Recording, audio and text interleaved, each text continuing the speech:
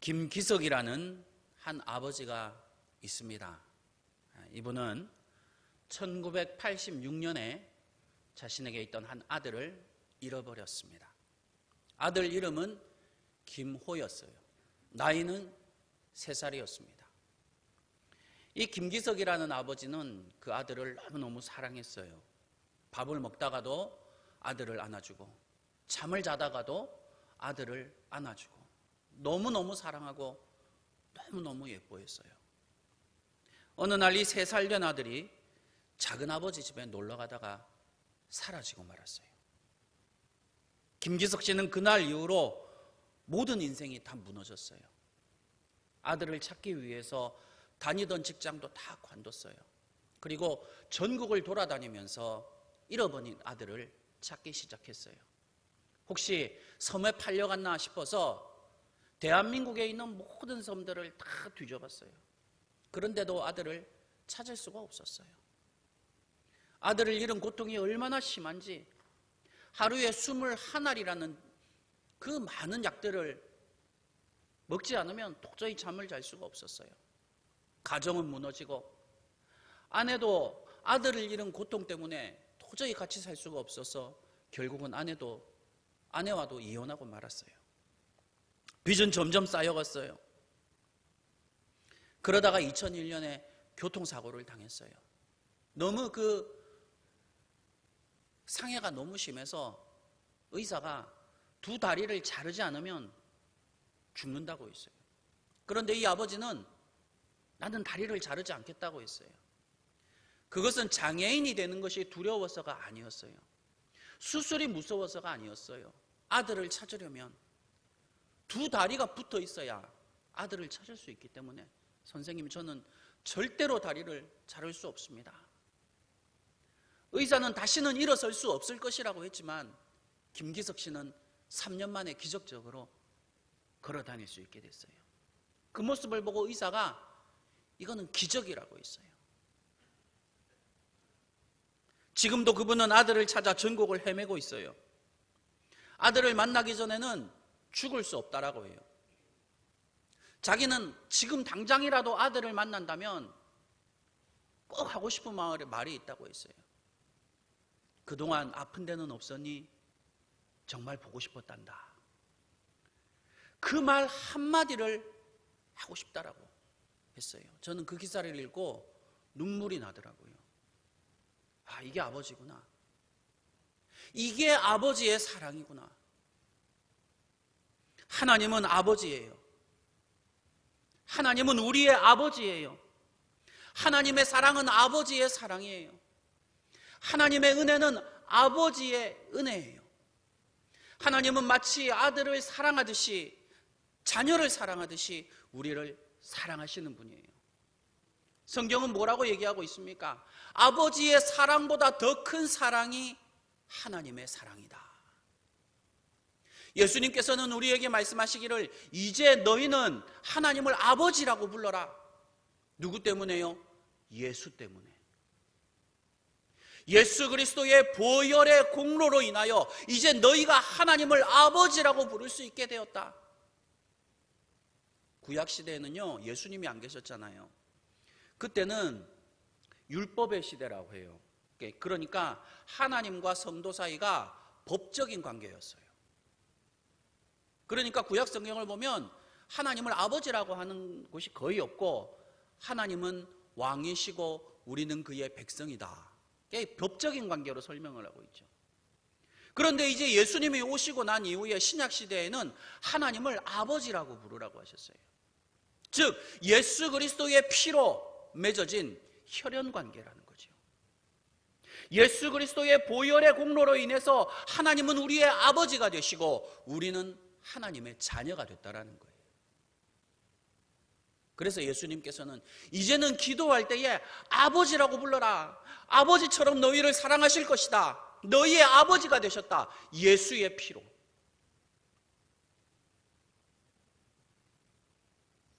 만약 예수 그리스도의 피가 없다면 우리는 하나님의 자녀가 될 수 없어요. 하나님의 사랑을 받을 수도 없어요. 짐승의 피가 아니에요. 사람의 피가 아니에요. 십자가에서 흘리신 예수 그리스도의 피가 하나님과 우리를 연결해 버리신 거예요. 누가 끊을 수 있겠어요? 못 끊어요.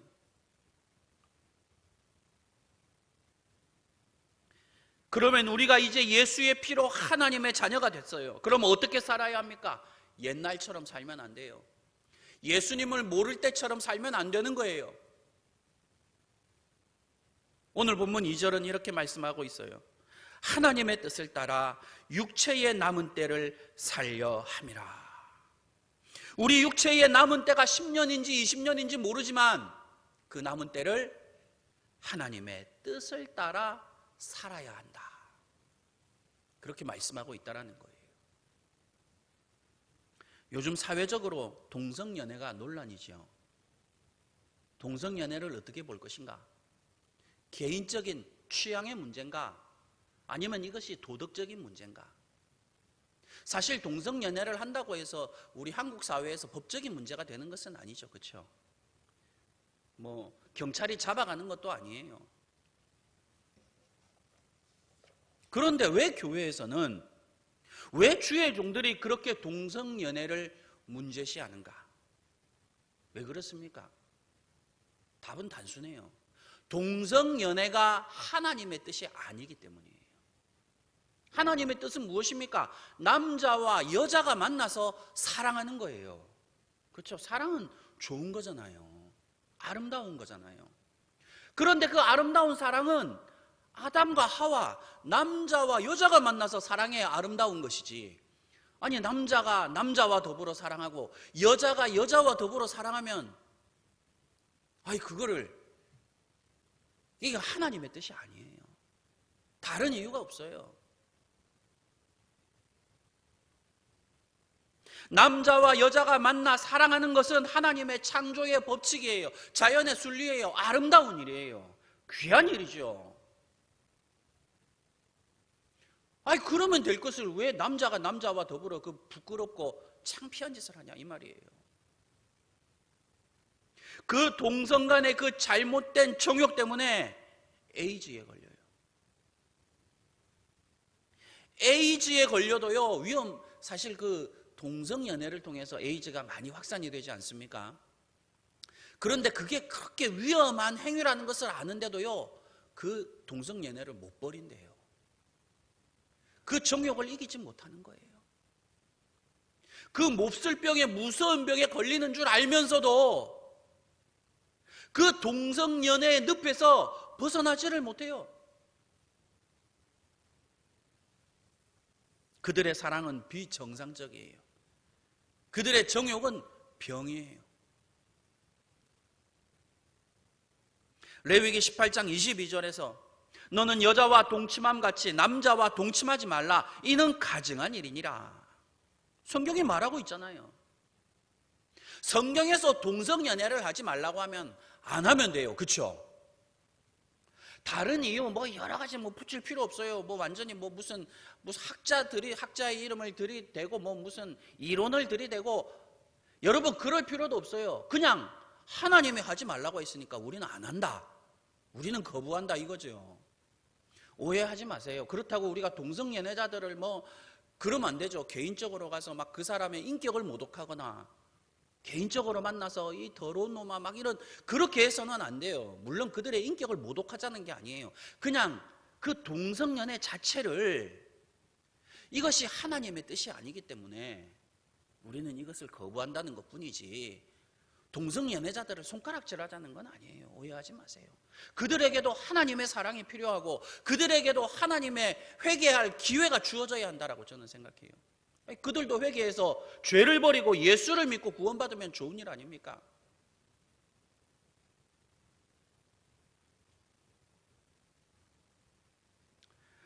말씀에서 하지 말라고 하셨으면 안 하면 되는데, 말씀 안에서 살아도 우리는 충분히 행복하잖아요. 충분히 즐거운 인생을 살 수 있다라고요. 그런데 왜 구태여 꼭 말씀을 벗어나서 살려고 하는 걸까요? 자유요? 난 자유롭게 살고 싶다. 교회 나가고 아주 말이지 성경 말씀 듣고 그러면 자유롭게 못 살잖아. 아이고, 그건 자유가 아니죠. 말씀을 벗어나는 자유는 자유가 아니라 방종이에요. 그것은 저주예요. 하나님의 미움을 사는 일이에요. 말씀을 벗어나는 자유는 지옥 형벌이에요. 마귀의 종이 되는 거예요. 말씀 안에서 살아도 충분히 행복한데 왜 그런지 모르겠어요. 하나님께서 어떤 사람을 들어서 쓰십니까? 하나님 뜻대로 사는 사람을 들어서 쓰시는 거예요. 우리가 물론 100% 하나님 말씀대로 살지는 못하지만 살려고 노력하고 아둥바둥하고 몸부림을 치는 그 모습을 보시고 하나님께서는 감동을 받으시고, 내가 복을 줘야 되겠다, 내가 그 사람의 앞길을 형통하게 해야 되겠다, 잘 되게 해야 되겠다, 자녀들의 앞길을 내가 열어줘야지, 이렇게 말씀하시는 것이지. 아이고, 나는 내 마음대로 살래. 그냥 하나님 말씀에 얽매이는 거, 나는 답답해. 답답할 게 뭐가 있어. 그렇게 살아보지도 않고.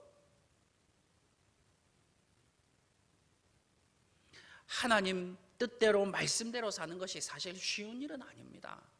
어려운 일이에요.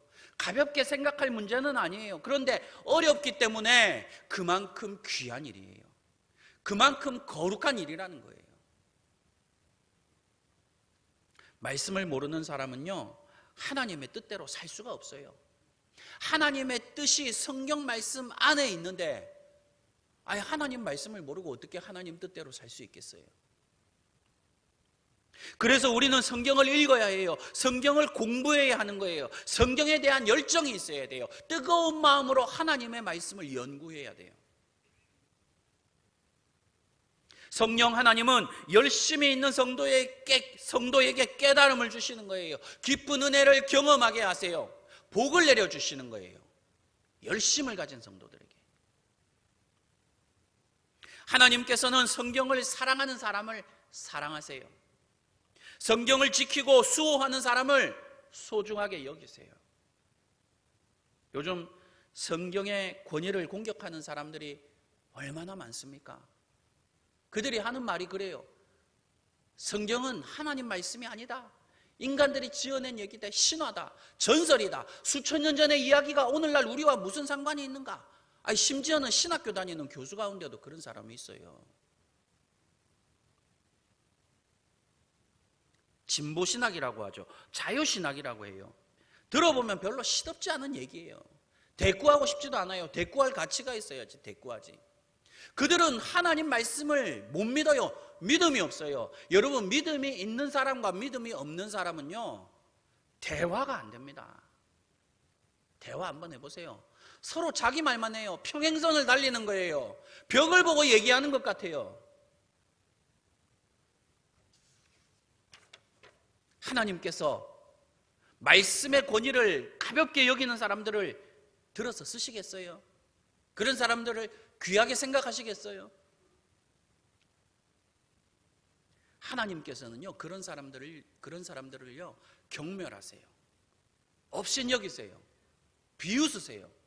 감히 인간의 그 알량한 지혜와 지식으로 하나님의 말씀을 비판하는 것, 얼마나 어리석고 무식합니까? 여러분, 사람의 지식이 아무리 뛰어나다고 해도 하나님의 지식보다 뛰어나겠어요? 사람의 지혜가 아무리 뛰어나다고 해도 결국 그 사람들 가운데서 하는 말이지, 사람들 가운데서도 도토리 키재기 하는 것이지, 하나님의 지혜 앞에서 인간의 지혜를 가지고 논할 수 있겠느냐, 이 말이에요.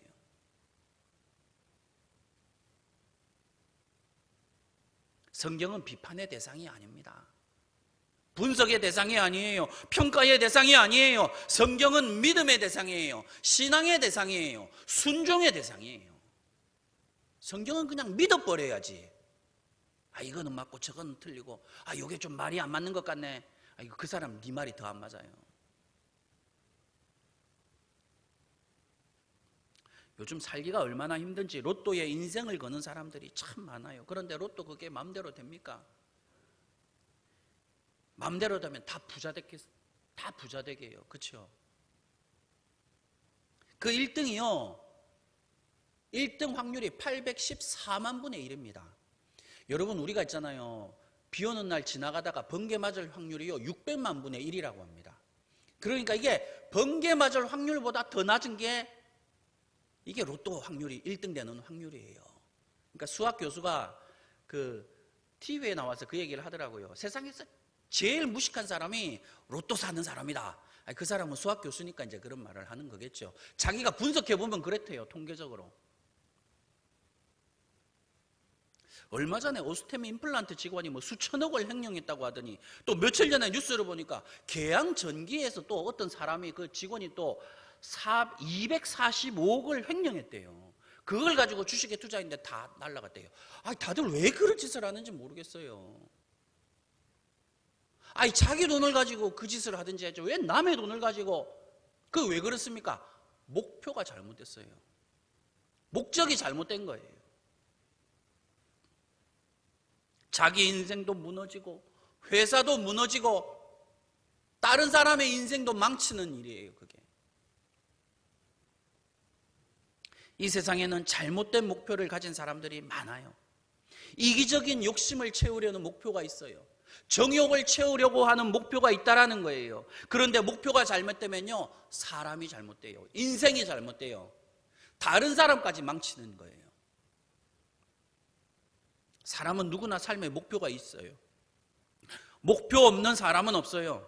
그런데 그것이 좋은 목표일 수도 있고 나쁜 목표일 수도 있다라는 거죠. 어떤 사람은 부자가 되는 게 목표예요. 어떤 사람은 크게 출세하는 게 목표예요. 그런 것이 잘못된 것은 아니에요. 목표 없이 사는 것보다 목표를 가지고 사는 것이 더 나아요. 그런데 목표가 거기에서 그치면 안 된다는 거죠. 그 목표를 통해서 궁극적으로 이루고자 하는 것이 무엇이냐? 그게 중요해요. 내가 돈을 벌어서 돈을 버는 것이 목표다. 그러면 돈을 벌어서 뭘 하겠느냐? 사람들에게 떵떵거리면서 살려고? 자녀들에게 빌딩을 물려주려고요? 뭐 명품 옷을 사려고? 외제차를 사려고 내가 돈을 벌겠다? 그거는 뭐 나쁜 목표는 아니에요. 오해하지 마세요. 아니, 열심히 일해서 뭐 부자 되겠다는 게 그게 나쁜 일입니까? 그 좋은 일도 아니지만 나쁜 일도 아니에요. 그렇죠? 그런데 돈을 버는 목적이 거기에서 그치면 안 된다라는 거죠. 누가요? 예수 믿는 사람은요. 예수 믿는 사람은 돈을 버는 목적이 내가 돈을 벌어서 가난한 사람을 돕겠다. 해외에 있는 교회를 내가 건축하겠다. 내가 예수 그리스도의 영광을 위해서 쓰겠다. 내가 예수 그리스도의 나라가 확장되는 데 위해서 내가 내 돈을 쓰겠다. 최소한 이런 목표를 가지고 있어야 한다라는 거예요. 즉 모든 삶의 목표의 결론이 예수님이 되어야 한다는 것입니다. 왜 정치를 하려고 하십니까? 권력을 얻어서 사람들 위해서 권세를 부리려고요? 그건 내가 볼 때 하나님의 뜻이 아닌 것 같아요. 성경에 보면 훌륭한 정치인이 나오죠. 대표적인 사람이 다니엘, 요셉이에요. 훌륭하잖아요, 그런 분들. 내가 힘을 얻어서 예수 그리스도의 뜻을 이 땅에 내가 실현하겠다. 이게 예수 믿는 사람의 고백이라는 거예요. 그 대표적인 사람이 바로 영국의 정치가 윌리엄 윌버포스라는 사람입니다.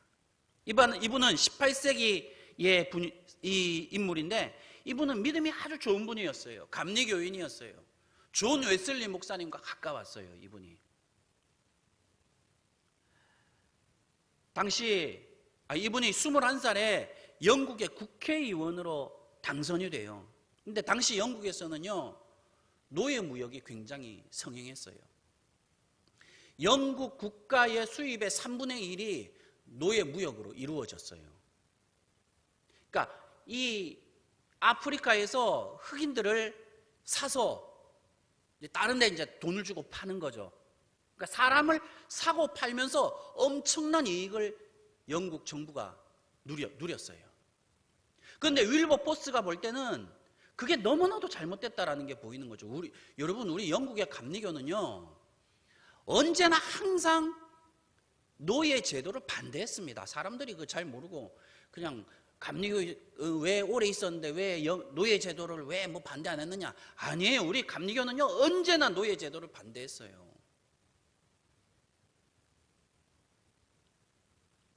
이 윌버포스는요 이 비인간적인 노예 제도를 없애는 것이 예수 그리스도께서 자기에게 주신 사명이라고 생각했어요.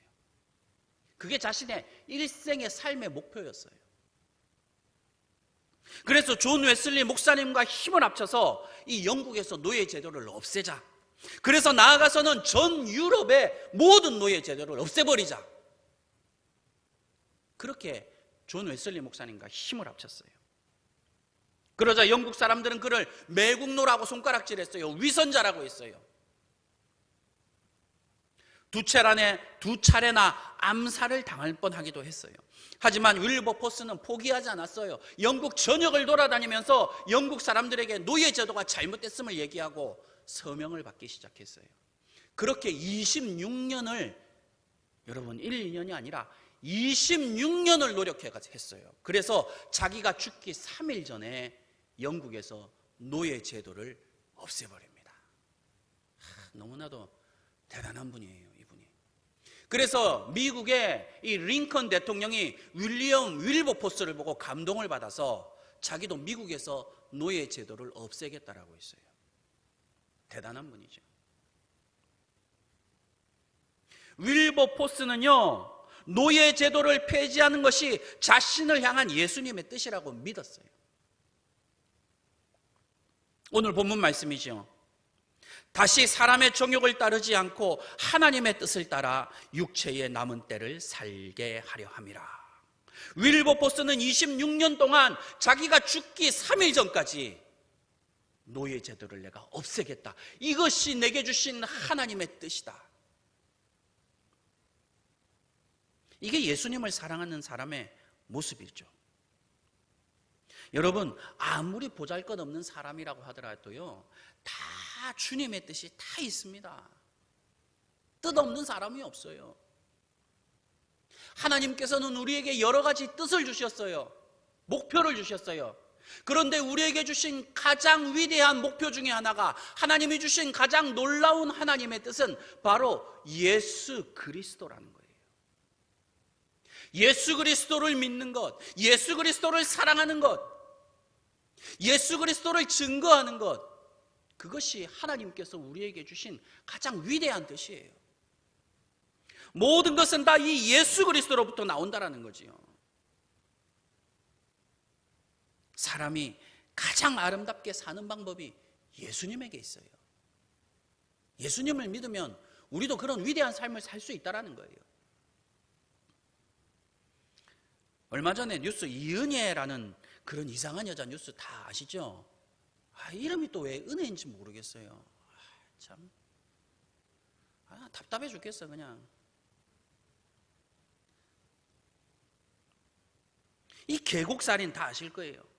이 이은혜라는 여자가 순진한 남자를 그냥 꼬셔가지고 계곡에서 밀어가지고 물에 빠뜨려 죽여가지고 세상에 그 보험금을 타려고.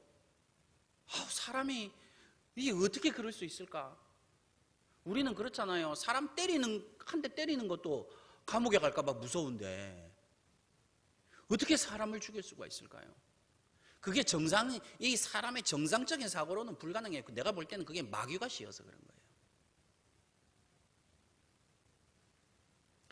사람을 사랑하면요 잘못되는 경우가 많더라고요. 그렇죠? 이상한 사람을 사랑하면요 인생이 다 무너져 버려요. 그러니까 사랑을 해도 괜찮은 사람, 믿음 있는 사람을 사랑해야 돼요. 잘못된 사랑이 인생을 무너뜨리는 경우. 여러분, 하지만 예수님을 사랑하면요 절대로 잘못되는 경우가 없어요. 그렇죠? 예수님 사랑해서 잘못된 사람 있으면 저한테 데리고 오세요. 저한테 데리고 오세요. 성도는 예수님을 사랑해야 돼요. 대충 사랑하면 안 돼요. 마음을 다해서 예수님을 사랑해야 돼요. 목숨을 다해서 예수님을 사랑해야 돼요. 뜻과 힘을 다해서 내 모든 것을 다 바쳐서 예수를 사랑해야 돼요. 그게 하나님이 우리에게 주신 가장 큰 뜻이라는 거예요. 여러분, 세상에 있는 모든 것들은요, 잠깐 왔다가 다 날아갑니다. 너무 친구 좋아하지 마세요. 친구도 다 날아가요. 건강도 날아가요. 물질도 날아가요. 세상 명예도 다 날아가요. 젊음도 날아가요. 하지만 예수님은 영원토록 우리와 함께 하시는 분이에요. 예수님은 한결같이 우리와 동행하시는 분이에요. 예수님은 우리를 사랑하시되 끝까지 사랑하시는 분이에요. 그러니까 예수를 사랑해야 된다는 거죠. 행복이 예수님 안에 있어요. 생명이 예수님 안에 있어요. 진리가 예수님 안에 있어요. 세상 사람들은 물질을 꿈꾸지만 우리는 예수를 꿈꿔요.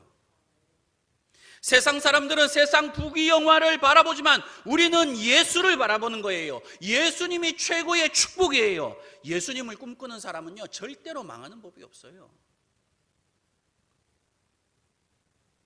이 나라 교육이 세우는 길이 어디 있습니까? 예수님에게 있어요.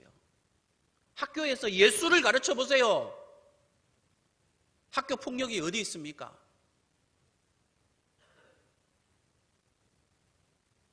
이 나라 정치를 살리는 길이 어디에 있습니까? 예수님에게 있어요. 이 나라 경제를 살리는 길이 어디 있습니까? 예수님에게 있어요. 문제의 답은 간단해요. 예수님이에요. 그런데 그게 잘 안 되나 봐요. 답답하죠. 사는 길이 예수님에게 있는데, 예수님이 함께 계시면 되는데, 하나님의 궁극적인 뜻이 예수 안에 있는데, 그래서 우리가 나아가 예수 그리스도를 증거해야 되는 거지요. 그래서 예수님께서도 승천하시기 전에 뭐라고 하셨습니까? 너희는 온 유대와 사마리아와 땅끝까지 나가서 예수 그리스도를 증거하라. 나의 증인이 되라. 예수의 증인이 되라. 왜요? 거기에 사는 길이 있으니까. 요한복음 21장에 나오는 내용이에요. 베드로는 예수님을 3번이나 부인했지요. 무서웠어요. 두려웠기 때문이에요. 베드로는 자기 자신에 대해서 철저히 실망했어요. 나는 예수님을 위해서 죽을 수도 있을 것 같다라고 생각했는데 내가 예수님을 3번이나 부인하다니. 그래서 다 내려놓고 자기 고향으로 내려가서 옛날에 자기가 했던 직업 업으로 돌아갔어요. 갈릴리 호수에 가서 한참 물고기를 잡고 있는데 저 멀리서 예수님이 오시는 걸 봤어요. 그러니까 이 베드로가 그냥 겉옷도 안 벗고 그냥 바다로 확 뛰어들어가고 헤엄을 쳐서 예수님께 왔어요. 이 베드로는요, 예수님이라면요, 좀 그렇게 좀 욱하는 그런 게 있잖아요, 좀. 예수님이 이제 그런 모습을 사랑하셨죠, 베드로의 그런 모습을. 예수님께서 베드로와 함께 호숫가에 앉아서 식사를 하셨어요. 베드로에게 물으셨어요. 베드로야, 네가 나를 사랑하느냐? 네가 예수를 사랑하느냐? 그러니까 예수님을 3번 부인했던 베드로가 얼마나 마음에 찔리겠어요. 그런데 베드로가 자기 진심을 얘기했어요. 예수님, 제가 예수님을 사랑하는 줄 예수님께서 알고 계십니다. 여러분, 베드로가 겁이 많아서 무서워서 예수님을 부인했지, 진짜 예수님을 부인하려고 부인한 게 아니잖아요. 그러니까 예수님도 그걸 다 알고 계셨어요. 조금 있다가 예수님이 다시 베드로에게 물으셨어요. 베드로야, 네가 진심으로 나를 사랑하느냐? 예수를 사랑하느냐? 예수님, 당연합니다. 제가 주님을 사랑하는 줄 예수께서 아시지 않습니까? 또 예수님이 3번째 물으셨어요. 베드로야, 정말 네가 예수를 사랑하느냐? 베드로가 근심하면서 대답했어요. 예수님, 제가 예수님을 정말 사랑합니다. 그러니까 예수께서 베드로야, 됐다. 내 양을 쳐라. 내 양을 먹여라. 그게 무슨 말씀입니까? 내가 너를 다 용서했다라는 거지요. 예수님이 여러분 이렇게 좋은 분이에요. 우리가 성경을 읽어보면 참 예수님의 그 인격, 그 성격을 보면 반하지 않을 수가 없죠. 그런데요, 왜 예수님께서 베드로에게 네가 나를 사랑하느냐, 예수를 사랑하느냐고 왜 3번 물으셨을까요? 베드로의 목회의 목표가 바로 예수를 사랑하는 게 되어야 된다는 거예요. 그게 우리 신앙의 핵심, 목회의 핵심이라는 거죠. 훌륭한 사람에 대해서 존경받으라고 하지 말라. 세상에서 영광을 누리려고 하지 말라. 오직 예수 그리스도를 사랑하는 것이 베드로 너의 목회의 목표가 되어야 한다. 너무 당연한 말씀인데 우리에게 감동을 주시는 말씀이죠. 그게 하나님의 뜻이라는 거예요.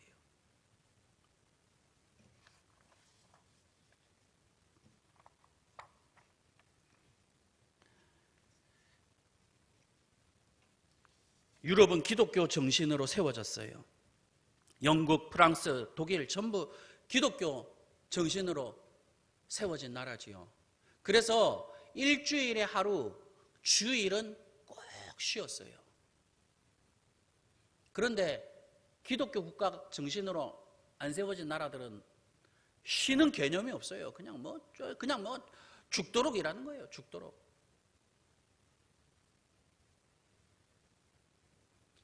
기독교 정신으로 세워진 나라들은요, 무조건 주일에는 쉬었어요. 왜요? 그게 하나님의 뜻이라고 믿었기 때문이에요.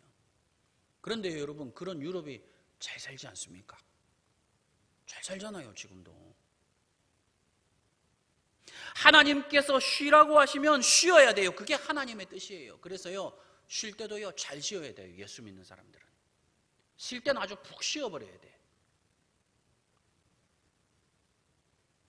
그래야 일할 때 능률도 오르는 거예요.